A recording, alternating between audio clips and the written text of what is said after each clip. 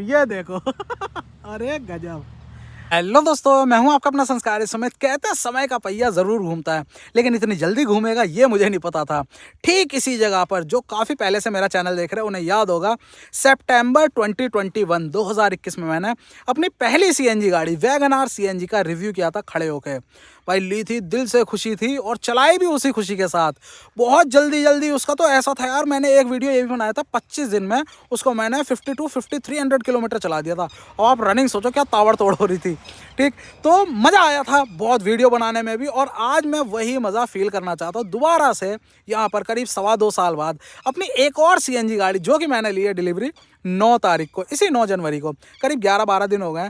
और हाँ भाई, डिलीवरी ली है मैंने, भले इस पे अभी नंबर नहीं है, क्योंकि उस वीडियो में कई लोग कह रहे थे क्या तुम यूट्यूबर को कोई भरोसा ही नहीं है, तुम कोई सी भी गाड़ी लेते हो दिखाते हो, फिर उसकी रील धो देते हो, गाड़ी की वीडियो बना बना के पैसा कमाते हो, और फिर वो गाड़ी कहाँ चली जाती है पता ही नहीं चलता। तो भाई ऐसा नहीं है, अभी इस पर नंबर नहीं है फिलहाल। गाड़ी चला भी मैंने दी है 1100-1200 किलोमीटर, करीब 1100 से ऊपर ही चल गई है। नंबर इस पर वही आना है जो अपनी गाड़ियों की पूरी फैमिली का है। और जिसको पता है कौन सा नंबर है अपना फेवरेट, तो वो बता देना कमेंट करके। फिलहाल वैसे ही जैसे मैंने वैगन आर के बारे में बताया था ना, वही चीज़ें इसके बारे में बताने वाला हूँ, क्योंकि फिर से सीएनजी की मार्केट उठ रही है, बहुत लोगों का अप्रोच हो रहा है सीएनजी गाड़ियों की तरफ, और ये बहुत ही तगड़ा इस समय कंटेंडर है सीएनजी के लिए, क्योंकि बेस मॉडल में ये ऑफर कर देता है। मारुति बड़ी तेज है, वो बहुत सी ऐसी गाड़ियाँ हैं जिनके बेस मॉडल में देती ही नहीं है, लोग लेना चाहते हैं लेकिन देती नहीं है, लेकिन जिसमें भी बेस मॉडल में देती है उसमें फीचर कुछ होता ही नहीं है।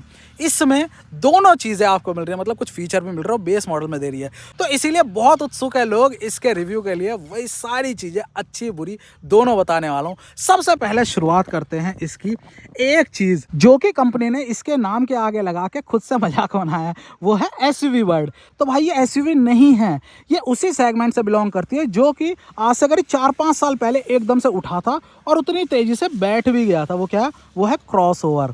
आपको याद होगा 4-5 साल पहले इटियोस एकदम क्रॉस आई थी, पोलो क्रॉस हो गई थी, उसके अलावा सब कंपनियां कुछ ना कुछ ऐसे ही कर रही थी। सिर्फ एक ही गाड़ी बची जो आज भी एग्जिस्ट कर रही थी उसी सेगमेंट में, वो थी अपनी टियागो की एनआरजी। हाँ, नंबर उसके उतने ज़्यादा नहीं है लेकिन कंपनी फिर भी बेच रही है। उसी चीज़ को दोबारा से लेकर आई हैं कंपनियां, और स्पेशली मारुति, और ये एसयूवी बोल रहे हैं, अब क्रॉसओवर नहीं बोल रहे। कहते क्रॉसओवर के साथ श्राप लगा हुआ है, हमें फिर से फ्लॉप नहीं करना, एसयूवी बोल रहे लेकिन है नहीं है एसयूवी। और सबसे बढ़िया चीज़ क्या है? बलेनो बहुत प्रैक्टिकल, इस समय बहुत ज़्यादा स्पेशियस गाड़ी है, बहुत बढ़िया कंफर्ट है उसमें, क्योंकि मैं उसे भी चला रहा हूँ तो मुझे पता है। तो मुझे वही कंफर्ट चाहिए था जो कि मुझे मिल गया इसमें फ्रॉन्क्स में। एसयूवी कोई बोल दे, कंपनी बोल दे, कोई मतलब नहीं है यार, आप अपनी ज़रूरत देखो, क्या आपको कंफर्ट पूरा मिल रहा है अंदर, उसके साथ आपको 190 mm का ग्राउंड क्लियरेंस मिल जा रहा है। ठीक, अब जैसे मैं वहाँ से लेकर आया हूँ, वहाँ पर बलेनो है ना, उतर तो जाती लेकिन चढ़ने में एकदम ढक्क से लगती वहाँ। अब इसको मैं अगर यहाँ आगे बढ़ाना चाहूँ तो यहाँ से सीधा आगे उबड़ खाबड़ में भी चली जाएगी। यही चीज़ है जो आज के समय की डिमांड है, इसीलिए कॉम्पैक्ट एसयूवी वाला मार्केट बहुत उठ रहा है, और कंपनी इस तरह के प्रोडक्ट निकाल के उनके आगे एसयूवी लगा दे रही है। अरे अरे भाई साहब, अरे भाई साहब, ये देखो अरे गजब, कुछ भी बना देते हैं यार, कुछ भी और एक और चीज़, आप नेक्सा के शोरूम में सीएनजी कार का बेस मॉडल लेने जाओ तो आपको सिर्फ यही मिलेगी अकेली जो सिग्मा में, मतलब बेस मॉडल में ऑफर होती है। इसके अलावा बलिनो है, बलिनो भी डेल्टा में मिलती है। उससे ऊपर चले जाओ ग्रैंड विटारा जो कि बजट से बिल्कुल बाहर थी, तो वो भी डेल्टा में आती है। चलो अब आ जाते हैं मेन मुद्दे पर कि इन 10-11 दिनों में गाड़ी मैंने चला ली है 1132 किलोमीटर। तो शुरुआत के 1100 किलोमीटर में जो इनिशियल एक्सपीरियंसेस होते हैं वो क्या मिले मुझे, अच्छी क्या चीज़ लगी है, बुरी क्या चीज़ लगी है, सारी बताने वाला। सबसे पहले पॉजिटिव चीज़ें। तो किसी भी गाड़ी को जब देखते हैं हम, पहला इंप्रेशन जो होता है हमारा वो एक्सटीरियर को लेकर ही होता है ना। तो मैं पीछे क्यों आ गया बात करते करते, वो इसीलिए कि सबसे पहली चीज़ जो मुझे इसमें अच्छी लगी थी वो था इसका डिज़ाइन। और फ्रंट से मैं 10 में से 7 ही नंबर दूंगा, लेकिन जब बात आएगी इसके रियर की तो रियर में मैं 10 में से 9 या 9.5 भी दे दूंगा। रियर से बहुत अच्छी लगती है मुझे पर्सनली। हाँ, डिज़ाइन यार बहुत लोगों पे अलग अलग डिपेंड करता है, किसी को कोई चीज़ अच्छी लगती है किसी को नहीं, लेकिन मैं पर्सनली कहूँ क्योंकि मैं ही रीज़न बता रहा हूँ मुझे क्यों अच्छी लगी है, तो रियर का इसका डिज़ाइन पहली बार देखते ही मज़ा आ गया था। हाँ, पहली बार कहाँ देखी थी? वहाँ ऑटो एक्सपो में जब ये लॉन्च हुई थी जिमनी से जस्ट पहले, वहीं इसके रियर लुक को देखकर भाई दिल आ गया था। दूसरी चीज़ इसकी ज़बरदस्त है इसकी राइड क्वालिटी। समझ लो बलिनो जैसी ही है। मैं जैसी क्यों बोल रहा हूँ, क्योंकि यार जब सस्पेंशन सेटअप थोड़ा सा ट्विक किया जाता है ग्राउंड क्लियरेंस बढ़ाने के लिए तो हल्का फुल्का डिफरेंस आता है। लेकिन जिसने बलेनो नहीं चलाई ना, तो वो एक बार आप ऐसे टेस्ट ड्राइव करके देखो, बहुत बढ़िया है यार। 100 110 120 तक हाईवे पर बहुत मजे से चलती है। और ये भी वही चीज मेरे को फील करा रही है, बहुत बढ़िया कॉन्फिडेंस देती है आपको और हैंडलिंग बहुत जबरदस्त है इस सेगमेंट के हिसाब से। हाँ, राइड क्वालिटी और कंफर्ट की बात कर रहा हूँ तो सीट को कैसे भूल सकता हूँ। इसको टी को करते हैं बंद। तो भाई आज के समय में सबसे कंफर्टेबल नहीं कहूँगा मैं, क्योंकि वो भाई स्लाविया और वर्टस दोनों में सेम सीट आती है, उनका जवाब नहीं है। उनके बाद अगर सबसे कंफर्टेबल कोई सीट है तो वो है ये। आप इसमें हाइट एडजस्टमेंट नहीं देख रहे हो, लेकिन फिर भी क्या ज़बरदस्त एंगल सेट किया है कंपनी ने। अंडर थाई सपोर्ट देखो, ज़बरदस्त चौड़ाई देखो सीट की, आप बोस्टर देखो, आप कुशन देखो, फोम डेंसिटी, मतलब हर चीज़ जो भी हम किसी भी सीट को लेकर कह सकते हैं ना, वो इसमें भरपूर है। जिन भी लोगों को मैं बिठाता हूँ वो ये कहते हैं यार सीटें बड़ी कंफर्टेबल हैं। और ऐसा नहीं है कि सिर्फ इसी में आ रही है फ्रॉन्क्स में, बलिनो वाली ही सीटें हैं। बलिनो में आज के समय में बहुत कंफर्ट है, वो चीज़ मैं ले रहा था उसमें। और इसको लेने का भी रीज़न मेरा कुछ रीजंस में ये भी रहा है कि यार ज़बरदस्त, इसके पॉजिटिव में भी है, मस्त मजा आता है इसकी सीट पे बैठ के। गाड़ी में कितने भी निगेटिव हो पॉजिटिव हो, लेकिन सबसे जरूरी चीज है हम खुद कितने पॉजिटिव हैं। अब गाड़ी में बैठते सबसे ज्यादा पॉजिटिविटी आती है गाड़ी की स्मेल से, गाड़ी के अंदर जो परफ्यूम है उसकी खुशबू से। तो सबसे ज्यादा पॉजिटिव परफ्यूम की बात करें तो वो है अपने पास इन्वॉल्व का एलिमेंट्स का ये स्पिरिट परफ्यूम। पैक के अंदर ही आपको मिलेगा इस तरह का इन्वॉल्व का टैग, आपको लगा देना है IRVM पे और बस कुछ नहीं, कैप खोलते ही आपको कर देना है इस पे स्प्रे, 1 2 बस। स्प्रे करते ही गाड़ी में हो जाएगा एकदम जादू जैसा। इसकी खुशबू से आपके अंदर ऐसी पॉजिटिविटी आएगी कि गाड़ी में जो 2-4 निगेटिव पॉइंट होंगे ना, उनको आप देख के कहोगे कोई बात नहीं यार, चलता है। इस गजब की खुशबू को फील करने के लिए नीचे डिस्क्रिप्शन में मैंने हमेशा की तरह लिंक दिया हुआ है, वहां जाके चेकआउट करो। और वहां भी एक पॉजिटिव खबर है, एक्स्ट्रा 10% का डिस्काउंट, उसको अवेल करो। और इसकी तरह ही इन्वॉल्व के एलिमेंट्स के स्पिरिट परफ्यूम की तरह ही और भी अदर ऑप्शन है, उनको भी चेकआउट करो, जाके बाय करो। अब आता है अगला पॉजिटिव, वो है इसके फीचर्स। नेक्सा पर तो मारुति इतनी मेहरबान है, क्या ही कहें। देखो बेस मॉडल सिग्मा में ही आपको स्टैंडर्ड फीचर दे रखे हैं यार। वैसे चाबी की बात करें तो चाबी करीब 25 साल से आ रही, लेकिन अच्छी चीज़ है ये रिमोट सेंटर लॉकिंग आपको बेस मॉडल में दे दी है, ठीक। और सिर्फ यहीं नहीं रुक रहे हम, यहाँ पर देखो चारों के चारों डोर में आपको यहाँ पर सॉफ्ट टच दे रखा है, बढ़िया। उसके साथ चारों पावर विंडो दे रखी हैं यहाँ पर, ऑटो अप ऑटो डाउन के साथ। और साथ में जिसकी बिल्कुल उम्मीद नहीं है, ऑटोमेटिक एसी वो भी आपको दे रखा है, ऑटोमेटिक क्लाइमेट कंट्रोल दे रखा है यार। यहीं पर ही नहीं रुक रहे, यहाँ पर आ जाओ, पीछे आपको डिफॉगर भी दे रखा है बेस मॉडल में। उसके साथ साथ ऊपर देख लो शार्क फिन एंटीना दे रखा है बेस मॉडल में। रूफ रेल दे रखी है आपको बेस मॉडल में, प्रैक्टिकल है, ऐसी चिपकी नहीं हुई, ठीक।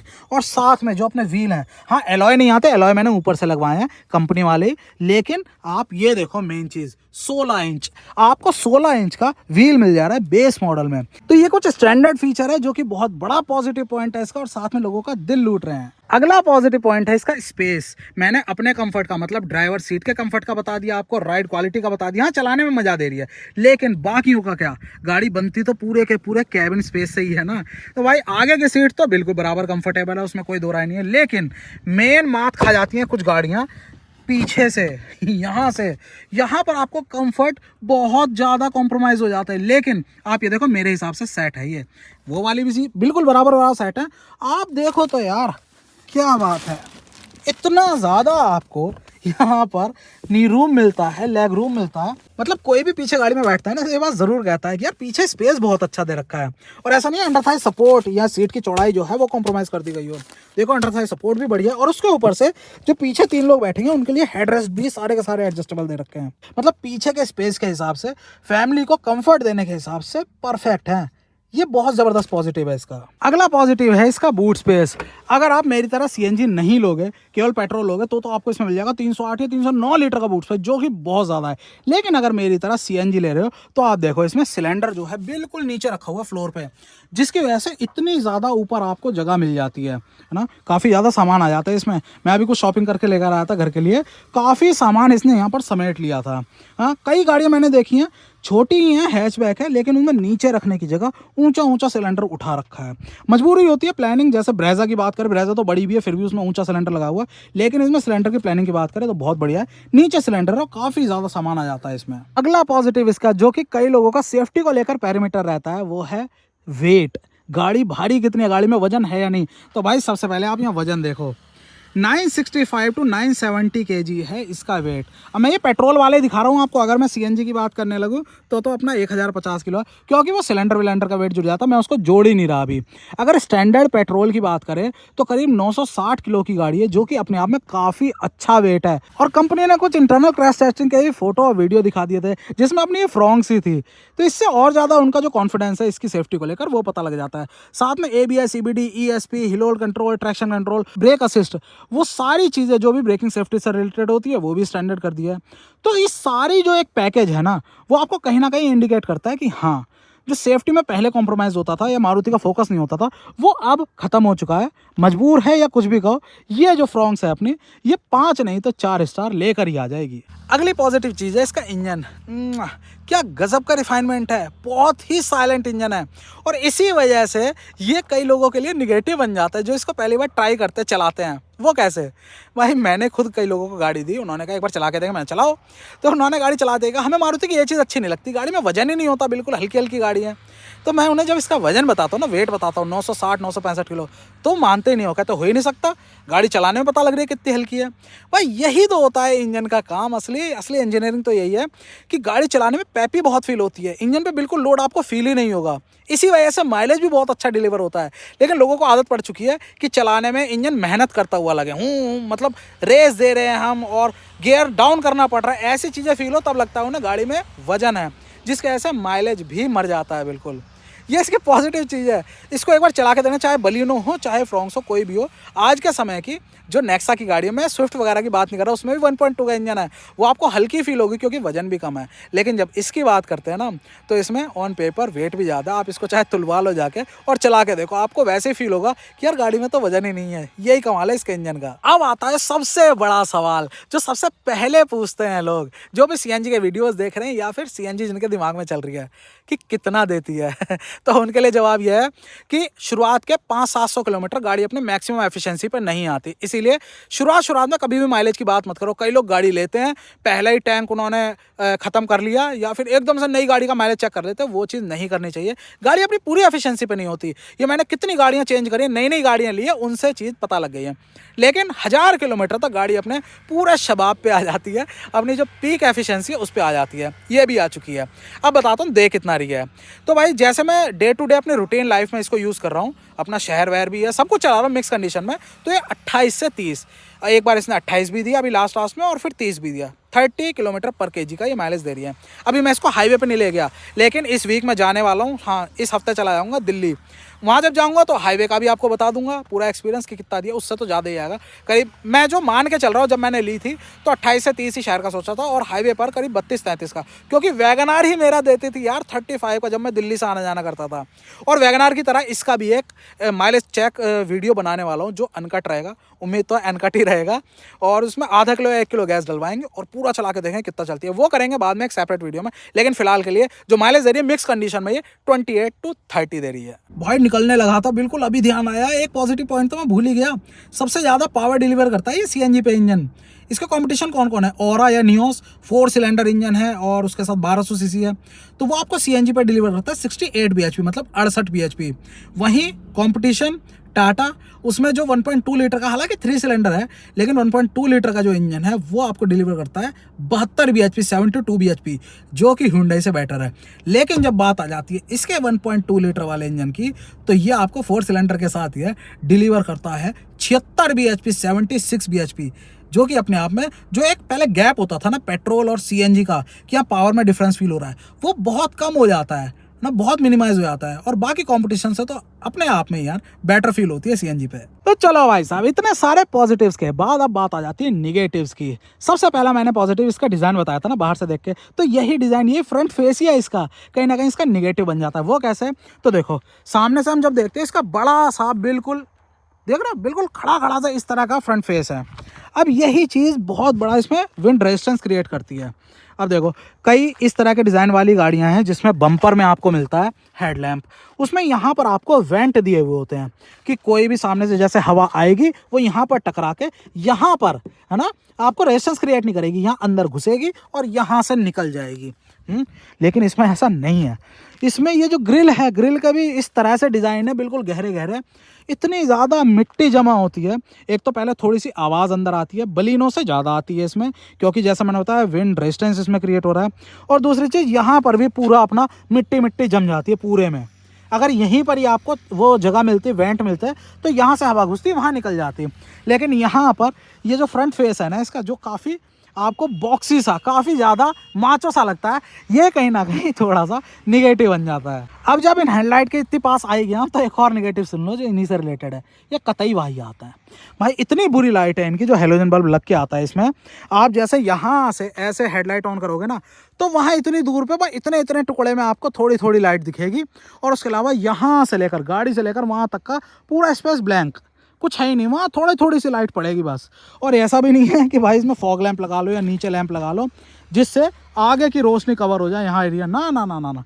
यहाँ पर भाई इतने इतने टुकड़े से, तो भाई इसीलिए जैसा सब कर रहे हैं हमें भी मजबूरी में वही करना पड़ा, एलईडी लगवानी पड़ी। और आप भी अगर ये लेते हो तो आपको भी अच्छी खासी वाटेज की इसमें एलईडी लगवानी पड़ेगी, तभी रात को कुछ दिख पाएगा। अगला जो निगेटिव है, जब आप इसकी सीट पे बैठते हो, ड्राइविंग सीट पे बैठते हो, तो आपको जो पूरा फील आता है ना, स्टीयरिंग व्हील पे हाथ लगा के, ड्राइवर साइड डोर को फील करके, या फिर डैशबोर्ड को देख के, है बलिनो जैसी, लेकिन ये उससे 19 है। बलिनो में मुझे इससे ज़्यादा प्रीमियम लगता है। थोड़ा कहीं पैनल पे हाथ लगाएं तो हल्की चरमर सी आवाज़ आए। मतलब ओवरऑल क्वालिटी की बात करें, प्लास्टिक क्वालिटी की, फिट एंड फिनिश की बात करें, तो उससे थोड़ा सा एक स्टेप ये नीचे ही है। अगला निगेटिव जो बहुत ही गंदा मुझे लगता है वो है ये, पता नहीं इस छोटे से इंडिकेटर से क्या मोहब्बत है मारुति को। भाई टाटा को देखो ज़रा, वो चाहे पंच की बात करें, चाहे नेक्सॉन की बात करें, बेस मॉडल से उन्होंने स्टैंडर्ड बना रखा है अपना यहाँ पर इंडिकेटर। और भले ही काले मिरर हैं, लेकिन देखने में वो अच्छे से लगते हैं। इंडिकेटर यहाँ है और इंटरनली एडजस्टेबल है। हम यही देखते हैं ना कंपनियों में कि भाई इंटरनली अंदर डंडी सीधी होती है, अंदर ही ऐसे ऐसे हिलाओ, वहाँ के भी यहाँ के भी एडजस्ट हो जाते हैं। लेकिन ये तो इतने ही महान है, मतलब ये 9.5 लाख रुपए की गाड़ी है। मैं इस सीएनजी की बात करूँ, 8,41,000 रुपये इसका एक शोरूम है। 9.5 लाख, 9,70,000 रुपये पड़ती है ये। इसको हाथ से ऐसे ऐसे एडजस्ट करना पड़ता है जैसे मारुति 800 में करते थे। हद हो गई। फोल्ड तो हाथ से कर रहे हैं, चलो कोई बात नहीं, अरे हो जा मेरे लाल, हाँ ठीक है, लेकिन हाथ से ही ऐसे ऐसे एडजस्ट। अब मैं वहाँ बैठ के उसको कैसे एडजस्ट कर पाऊँगा, खुद सोचो। एक और मुझे बंदा चाहिए दिहाड़ी पे रखूँ से जो एडजस्ट करे। अब आपको बार बार थोड़ी करना है, लेकिन भाई कभी कभी बैक करते हैं, नाली वाली देखनी होती है साइड से, तो डाउन करके हम पीछे का व्हील देख सकते हैं ना, लेकिन इसमें तो कर ही नहीं सकते।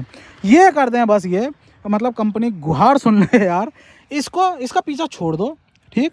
ये क्यों कट वाले बना रहे हो बेस मॉडल के लिए, सिंपल ही बनाओ, बिल्कुल सारे एक ही। यहाँ पर इंडिकेटर दे दो, भले ही इलेक्ट्रिकली एडजस्टेबल मत करो, आप डंडी से एडजस्टमेंट दे दो, लेकिन ये भद्दे से, ये काले काले, ये चीज़ मत करो यार, ये सबसे बुरी चीज़ लग रही है। अगला जो नेगेटिव पॉइंट है, ये बहुत लोग नोटिस नहीं करते, लेकिन भाई मुझे बहुत बुरा लगता है ये। अब ये मत कहना भाई ये क्या नेगेटिव बताया, लेकिन भाई है नेगेटिव ये है इसके वाइपरों का ये डिज़ाइन और प्लेसमेंट। अब क्या गलत है इसमें, ये देखो। सबसे पहले तो कब से यही डिज़ाइन दे रहे, इतना भद्दा सा लगता है देखने में। दूसरा, इसकी ये पोजीशन है, ये बोनट से ऊपर की साइड है। अब क्या होता है, हवा जब आती है ना, यहाँ पर हवा आती है और उसके बाद सीधा यहाँ पर लगती है। ये जो हवा को ऐसे सीधा बह जाना चाहिए था, सीधा सीधा ऊपर को, वो यहाँ पर आके टकराती है, जिसकी वजह से इस पर इतनी जल्दी डस्ट जमा होती है। गंदा देख रहे हो आप, इसको कितना भी साफ़ कर लो आप, 15-20 किलोमीटर चलो, हाँ, यहाँ पर पूरा डस्ट जमा हो जाएगी। एक तो देखने में इतने बुरे हैं, कब से इन्होंने कुछ अपग्रेड ही नहीं करा। दूसरा, एक चीज़ कर सकते हैं बस, डिज़ाइनिंग में जब भी ये काम करें तो भाई इस बोनट के लेवल पे ही रख दो, चाहे बिल्कुल इसकी सीध में, या फिर इससे नीचे रखो। सामने से देखने में भी इतने ऑकवर्ड से नहीं लगेंगे ये, गंदे गंदे से। और दूसरा, इन पे हवा नहीं टकराई, जिसकी वजह से गंदे नहीं होंगे ये। अब सबसे बड़ा निगेटिव है इसका, इसकी कीमत। मैं सीएनजी की बात ही नहीं कर रहा, पेट्रोल को ही लेकर चलो, ये बलिनो ही तो है ना ऑलमोस्ट, थोड़ा बहुत ही तो चेंजेस हैं, लेकिन फिर भी इसमें और बलिनो की कीमत में 86,000 रुपीज़ का डिफरेंस है। एक शोरूम की बात कर रहा हूँ, जब ऑन रोड में पहुँचती है कीमत 1 लाख रुपए का फ़र्क पड़ जाता है। इतना बड़ा गैप नहीं होना चाहिए था, जिसकी वजह से ये काफ़ी ज़्यादा ओवर प्राइस हो जाती है। अब इससे अगली चीज़ जो मारुति के पास है वो है ब्रेज़ा, और इसमें डिफरेंस कम है, बलिनो और इसमें डिफरेंस ज़्यादा है।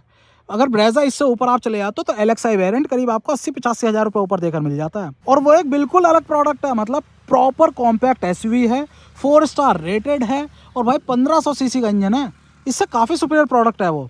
तो ये चीज़ होनी नहीं चाहिए थी।